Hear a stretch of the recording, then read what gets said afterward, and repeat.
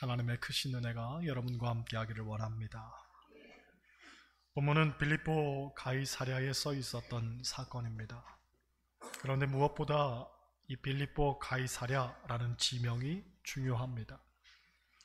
이것은 이스라엘의 분봉왕이었던 헤롯 빌립 2세에 의해 창건되어 빌립보라고 불리다가 로마의 황제였던 디베료 가이사를 기념하기 위해서 가이사랴라는 이름이 덧붙여진 곳입니다.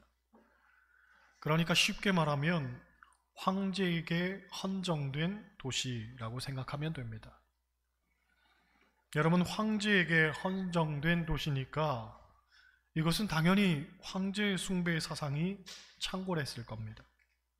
곧 황제가 마치 신처럼 군림하여 숭배되고 있었다는 이야기죠. 바로 이런 곳에서 예수님은 제자들에게 물으신 겁니다. 세상 사람들은 로마의 황제를 신처럼 숭배하는데 그렇다면 사람들은 나를 어떻게 생각하고 있느냐? 이 질문에 제자들은 저마다 사람들에게서 들은 이야기를 쏟아냅니다. 어떤 이는 세례 요한이라고 했습니다. 왜냐하면 예수님의 사역이 세례 요한의 사역과 비슷했기 때문에 많은 사람들이 세례 요한의 환생이 아니겠느냐라고 생각을 한 거죠. 또 어떤 이는 엘리야라고도 했습니다. 구약 성경을 보면 엘리야는 죽음을 보지 않고 승천한 인물입니다. 당시 사람들은 죽음을 보지 않고 하늘로 올라간 엘리야가 다시 하늘로부터 내려와서 세상을 심판할 것이라는 생각을 갖고 있었다고 합니다. 그래서 사람들은 예수님을 엘리야의 재림이라고 생각한 거죠. 또 다른 이는 예레미야라고도 했습니다. 유대인의 전승인 마카비 2서를 보면 예레미야 역시 세상에 다시 온다고 믿어진 인물이었습니다. 그래서 사람들은 그런 대답을 한 거죠. 또 어떤 이들은 선지자 중에 하나라고 생각을 했습니다. 선지자만 하더라도 대단한 인물로 간주되었다는 얘기입니다. 하지만 그 어떤 것도 예수님을 만족시킬 만한 대답은 아니었습니다. 그래서 예수님께서는 제자들에게 다시 물으셨습니다. 그러면 너희는 나를 누구라고 생각하느냐? 기실 예수님께서는 이 질문이 하고 싶으셨던 것 같습니다. 그 세상적인 평가 말고 남들에게 들은 얘기 말고 예수님의 곁에서 내가 보고 내가 느꼈던 예수님은 어떤 분이냐는 거죠. 여러분, 사실 우리도 이 질문에 제대로 대답할 수 있어야 합니다. 많은 그리스도인들이 너희는 나를 누구라고 생각하느냐는 질문에 이런 대답을 하죠. 사람들은 이렇게 말합니다. 책에서는 이렇게 말합니다. 설교자들은 이렇게 말합니다. 우리 목사님은 이렇게 말합니다. 그런데 그게 무슨 소용이 있습니까? 내가 느끼고 내가 경험하고 내가 만난 하나님, 그리고 나의 언어로 나의 믿음으로 고백할 수 있는 예수님, 그게 중요한 거죠. 또 얼마나 좋은 교회에서 얼마나 좋은 교인들과 함께 신앙생활하는가, 물론 그것도 중요한 일입니다.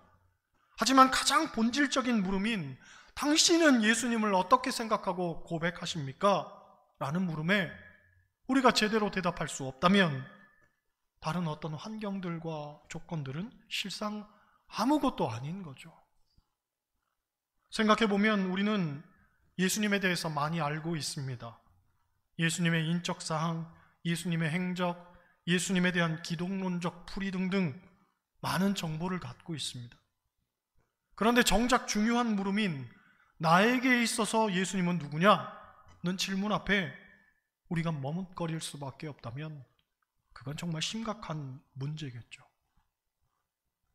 여러분, 신앙은 내 안에서 일어나는 사건이지 다른 어느 누가 대신해 줄 수가 없습니다.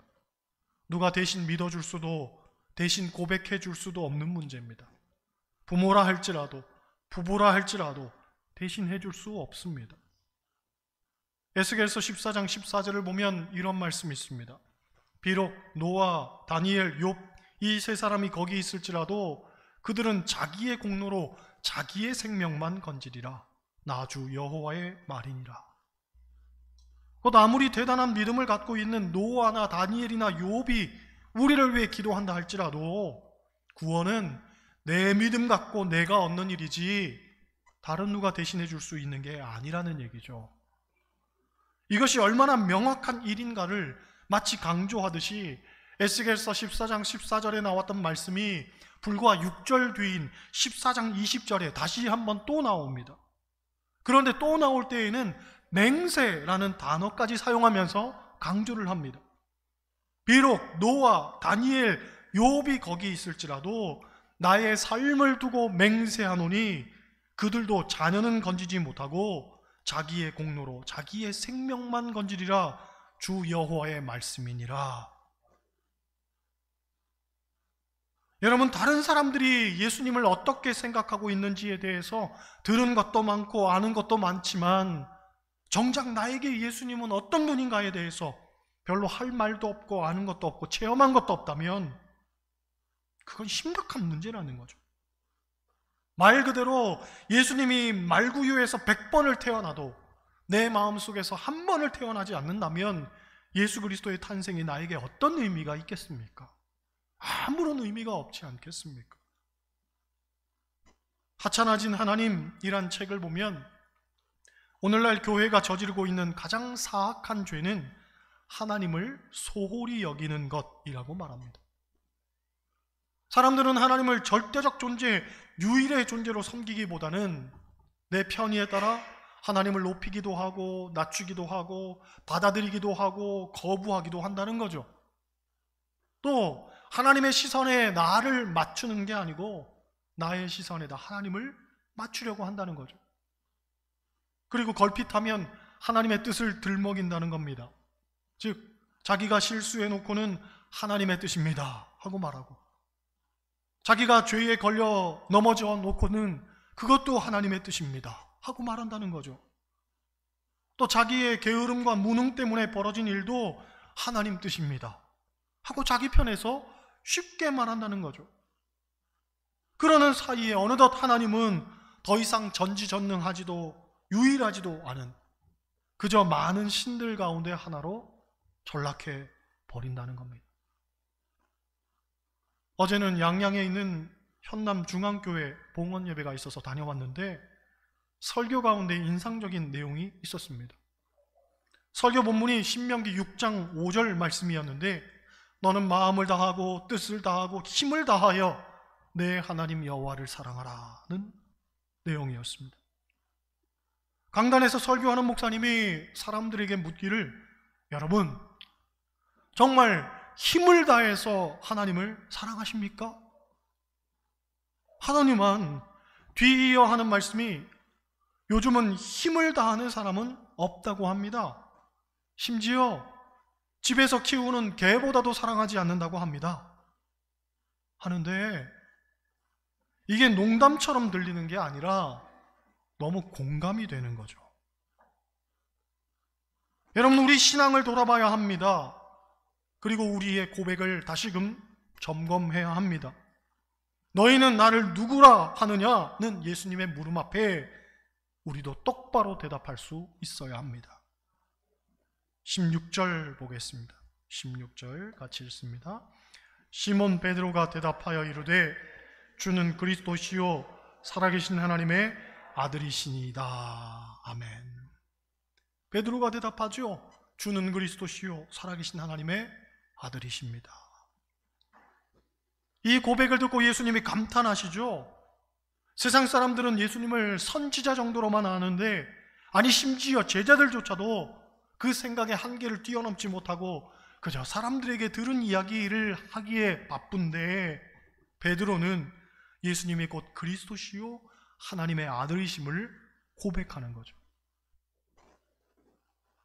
이 고백이 얼마나 위대한 고백이었던지 초대교회 그리스도인들의 신앙 고백이 돼서 로마 박해가 극에 달할 때에도 그리스도인들은 이 고백을 붙들고 모진 시련과 박해를 이겨냈다고 합니다.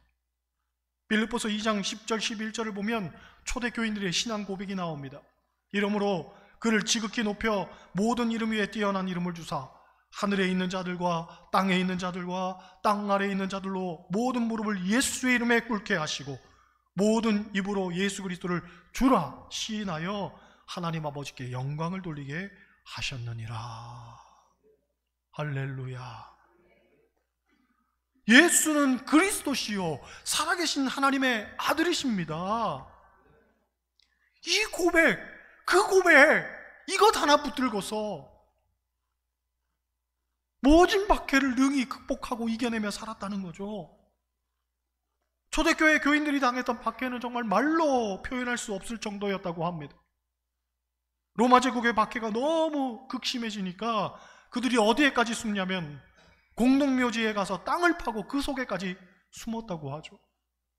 오늘날 발견되고 있는 이 지하 카타콤의 길이는 지하 수십 킬로미터에 이른다고 합니다. 좌우로는 해골들이 빽빽이 차 있다고 하죠. 그들이 왜 그렇게까지 살았겠습니까? 이유는 단 하나였습니다. 주님만이 나의 그리스도이심을 고백한 거죠. 단지 입으로 시인한 게 아니라 마음으로 믿어 몸으로 시인한 거예요. 다시 말해 베드로의 예수님, 바울의 예수님, 초대교회 교인들의 예수님은 자신들의 목숨을 걸고서라도 지켜야 했던 예수님이었습니다. 왜냐하면 그럴 만한 가치가 있는 분으로 믿었기 때문입니다. 주는 그리스도시요 살아계신 하나님의 아들이시기 때문에 목숨을 걸고서라도 그분만을 믿었던 거죠. 유명한 이야기가 있습니다.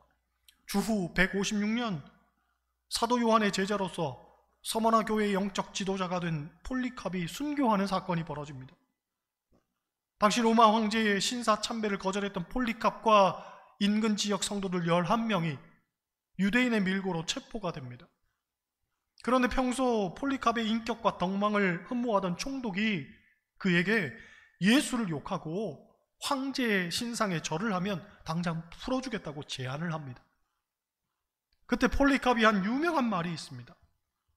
86년 동안 섬겨온 주님께서 나를 아시는데 내가 어떻게 주님을 모른다고 합니까? 총독이 말합니다. 내 목숨이 아깝지 않은가? 너를 야수의 밥이 되게 할 수도 있다. 그랬더니 폴리캅이 말하죠. 어서 맹수를 부르시오. 그러자 총독이 다시 기회를 주며 말합니다. 내가 맹수가 두렵지 않다면 불에 태워 죽일 수도 있다. 했더니 폴리캅이 이렇게 말했다고 합니다.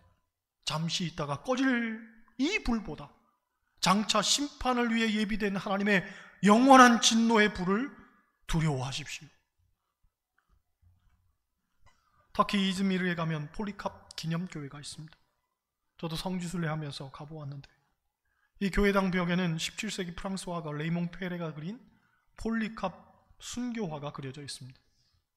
그 그림을 보면 폴리캅이 순교하는 장면을 한쪽 구석에서 지켜보는 한 사내의 모습도 그려져 있는데 그는 손에 포승줄이 묶인 채 폴리캅의 순교를 바라보면서 자신의 순교 차례를 기다리고 있습니다. 그런데 그 사람 얼굴이 누구 얼굴이냐면 화가 자신의 얼굴이었다고 합니다. 곧 믿음으로 살고자 하는 성도는 누구나 순교를 준비하며 순교하는 마음으로 살아야 한다는 것을 화가는 말하고 싶었다는 거죠. 여러분, 여러분에게 예수님은 어떤 분입니까? 그 어떤 것으로도 타협할 수 없고 포기할 수 없으며 오직 내가 붙들어야 하는 단 한 분이십니까?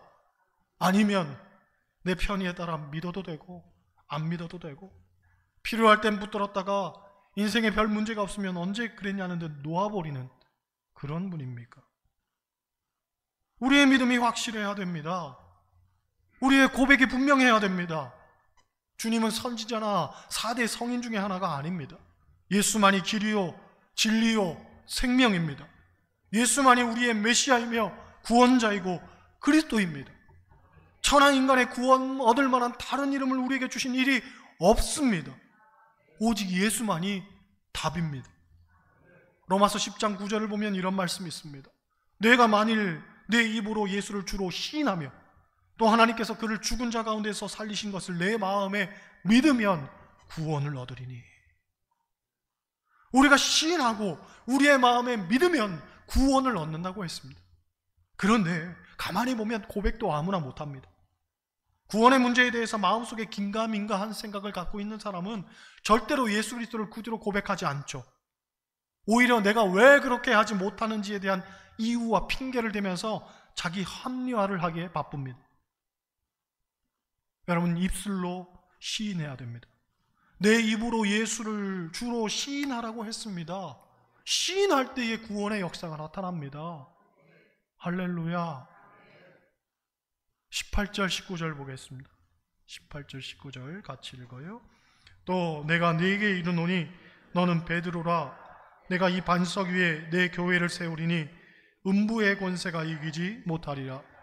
내가 천국의 열쇠를 네게 주리니 네가 땅에서 무엇이든지 매면 하늘에서도 매일 것이요 네가 땅에서 무엇이든지 풀면 하늘에서도 풀리리라 하시고. 아멘.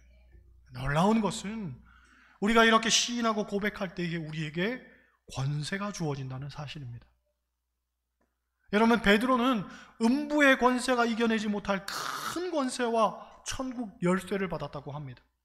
그런데 이 권세와 열쇠가 단지 베드로만의 것이냐 하면 아닙니다.